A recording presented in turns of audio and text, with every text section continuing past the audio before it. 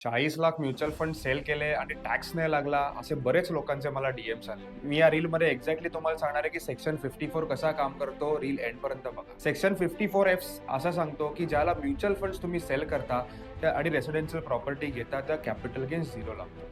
काही कंडिशन्स आहेत त्या फॉलो करणं इम्पॉर्टंट आहे. पहिली कंडिशन म्हणजे ते घर जे तुम्ही घेणार आहात, that should be your first house.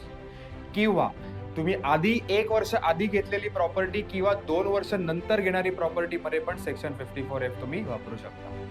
किंवा अजून एक रूल आहे, की तुम्ही ज्याला सेल करता म्युच्युअल फंड तिथपासून 3 वर्षापर्यंत तुमच्याकडे असलेल्या जमिनीवर तुम्ही बांधकाम करू शकता. सगळ्यात महत्त्वाचा मुद्दा म्हणजे ही प्रॉपर्टी इंडियात असणं खूप गरजेची आहे. चौथा पॉइंट, ज्यावेळेला तुम्ही सेक्शन 54 अप्लाय करता, त्यावेळेला तुम्ही जी अमाउंट रिडीम करता, ती तुम्हाला इन्व्हेस्ट करायची आहे, ना की प्रॉफिट.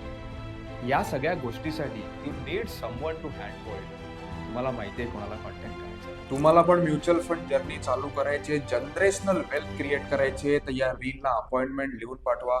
तुम्हाला गुगल फॉर्म डीएम होईल, तो भरा. माझी टीम तुम्हाला कॉल करेल. Thank you.